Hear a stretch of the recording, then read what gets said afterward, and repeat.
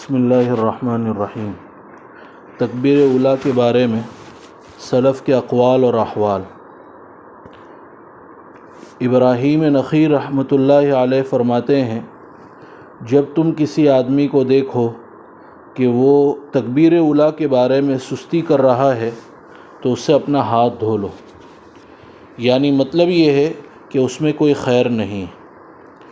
یحییٰ ابن معین رحمۃ اللہ علیہ فرماتے ہیں، میں نے وکیع کو فرماتے ہوئے سنا، جو تکبیر اولیٰ کو نہ پائے تو اس کے خیر کی کوئی امید مت رکھو۔ علماء سلف فرماتے ہیں، اللہ کے سامنے بندے کو دو موقعوں پر کھڑا ہونا ہوگا، ایک نماز میں اور ایک قیامت کے دن۔ جو نماز میں کھڑے ہونے کا حق ادا کرے گا تو اس کے لیے قیامت کے دن کھڑے ہونا آسان ہوگا، اور جو نماز میں کھڑے ہونے میں سستی کرے گا، اس کا حق ادا نہیں کرے گا تو قیامت کے دن کھڑا ہونا انتہائی مشکل ہوگا۔ تکبیر اولیٰ کی اہمیت اور فضائل اور کثیر ثواب کے پیش نظر اکابر و اسلاف کے یہاں امراض اور اعذار، حوادث اور مصائب کے باوجود برسہ برس تک اس کا خوب اہتمام رہا ہے۔ چنانچہ سعید بن المسیب فرماتے ہیں کہ 50 سال سے میری تکبیر اولیٰ فوت نہیں ہوئی۔ وکیع فرماتے ہیں کہ اعمش تقریباً 70 سال سے ان کی تکبیر اولیٰ فوت نہیں ہوئی۔ میں تقریباً 2 سال ان کے پاس آتا جاتا رہا، میں نے ان کی رکعات کبھی قضا ہوتے ہوئے نہیں دیکھا۔ طبرانی میں روایت ہے کہ عبداللہ ابن قبیلہ طے کے ایک شخص نے اپنے والد سے نقل کیا ہے کہ ابو مسعود بدری رضی اللہ تعالیٰ عنہ مسجد کی طرف نکلے تو تیزی سے چلنے لگے۔ ان سے کہا، آپ خود یہ کام کر رہے ہیں حالانکہ آپ تو اس سے منع کرتے ہیں۔ فرمایا کہ میں نے نماز کی حد یعنی تکبیر اولیٰ کے لیے جلدی کی۔ محمد ابن سماع ایک بزرگ عالم اور فقیہ ہیں، امام ابو یوسف اور امام محمد کے شاگرد ہیں۔ آپ فرماتے ہیں کہ مسلسل 40 سال تک میری کبھی تکبیر اولیٰ فوت نہیں ہوئی، مگر جس وقت میری والدہ کا انتقال ہوا تو ان کی تجہیز و تکفین کی مشغولی کی وجہ سے تکبیر اولیٰ چھوٹ گئی۔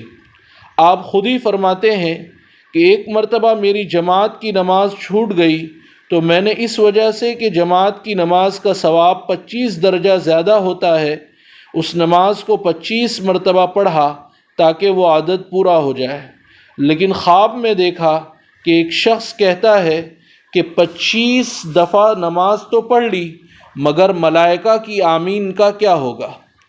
مولانا عبدالحی فرنگی محلی اس حکایت کو نقل کرنے کے بعد لکھتے ہیں، اس میں اشارہ ہے کہ جماعت کا ثواب جو مجموعی طور پر حاصل ہوتا ہے وہ اکیلے میں حاصل نہیں ہوتا، چاہے اکیلا شخص ایک نماز کو 1000 مرتبہ پڑھے۔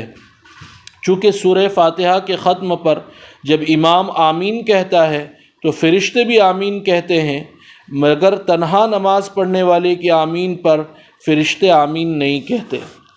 سید احمد شہید رحمۃ اللہ علیہ نے شادی کی۔ ایک دفعہ کا ذکر ہے کہ نماز میں کچھ دیر سے آئے، مولانا عبدالحی بڑھانوی رحمۃ اللہ علیہ خاموش رہے کہ شاید نئی شادی کی وجہ سے اتفاقیہ کچھ دیر ہو گئی۔ اگلے دن پھر ایسا ہوا کہ سید صاحب کو اتنی دیر ہو گئی کہ تکبیر اولیٰ فوت ہو چکی تھی۔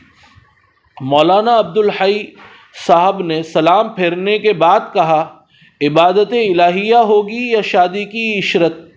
سید صاحب باوجود کہ پیر تھے چپ رہے اور اپنی غلطی کا اقرار کیا اور پھر وقت سے پہلے نماز کے لیے معمول کے مطابق تشریف لانے لگے۔ میاں جی نور محمد جنجانوی رحمۃ اللہ علیہ کے بارے میں حضرت مولانا زکریا صاحب نور اللہ مرقدہ نے لکھا ہے، نسباً علوی تھے، حضرت علی رضی اللہ تعالیٰ عنہ کے خاندان سے ہے، اپنی حالت کو بہت چھپاتے تھے۔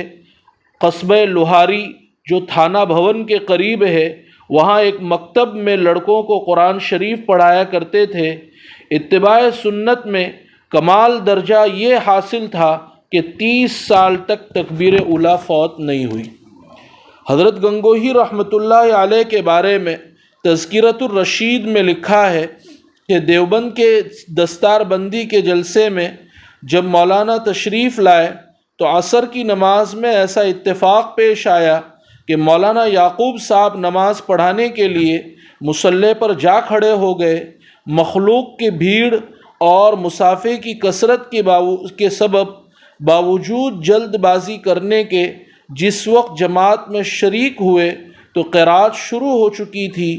سلام پھیرنے کے بعد دیکھا گیا تو آپ اداس تھے اور چہرے پر اضمحلال برس رہا تھا، اور آپ رنج کے ساتھ یہ الفاظ فرماتے جاتے تھے کہ افسوس 22 برس کے بعد آج تکبیر اولیٰ فوت ہو گئی۔ مولانا خلیل احمد صاحب سہارنپوری 75 سے عمر زیادہ ہو چکی تھی۔ ضعف اور نقاہت نے پیروں میں بیڑیاں ڈال رکھی تھی، لڑکھڑاہٹ پیدا ہو گئی تھی، ہاتھوں میں بھی راشا ہو چکا تھا۔ ایک طرف زوردار بارش اپنے شباب پر تھی اور دوسری طرف حرم شریف میں پہنچنے کی طلب اور خواہش اپنے عروج پر، صف اول اور تکبیر اولیٰ کو پانے کا فکر۔ اس زمانے میں مکہ معظمہ کی سڑکیں شکستہ، عمارتیں خستہ اور بوسیدہ تھیں، ہر سو غربت کے مناظر تھے۔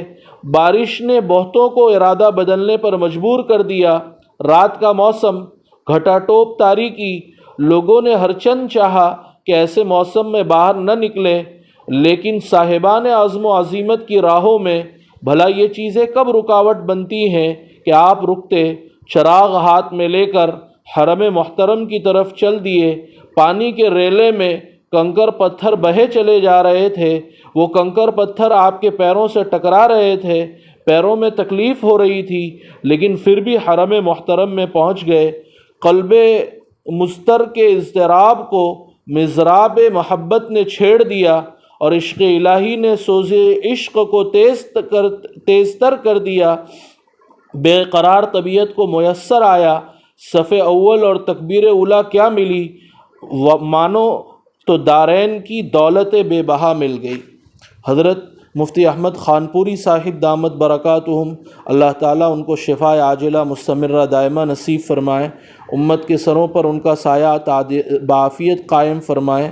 ان کے حالات میں لکھا ہے، برسہا برس گزر گئے، کبھی آپ کی تکبیر اولیٰ فوت نہیں ہوئی۔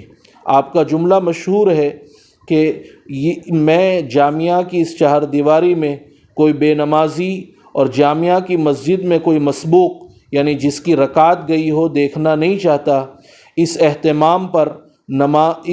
نماز کے اس اہتمام پر جامعہ ڈھابیل کے ایک طالب علم کے خواب میں آپ کو جناب نبی کریم صلی اللہ علیہ وسلم کا سلام پیش کیا جاتا ہے اور یہ بشارت سنائی جاتی ہے کہ آپ جو کام کر رہے ہیں، یعنی نماز کا اہتمام کرنا اور طلباء سے کروانا، یہ بہت بڑا کام ہے، میں اس سے بہت خوش ہوں، آپ کرتے رہیں۔ آپ بچپن سے نماز کے پابند رہے ہیں، بالغ ہونے کے بعد سے آج تک کبھی تہجد ناغہ نہیں ہوئی۔ اللہ تعالی ہمیں ان اکابرین کی سچی اقتداء نصیب فرمائے، ان کے نقش قدم پر چلنے کی توفیق عطا فرمائے، تکبیر اولیٰ کا اہتمام نصیب فرمائے۔ سبحان اللہ وبحمدہ، سبحانک اللہم وبحمدک، نشہد ان لا الہ الا انت، نستغفرک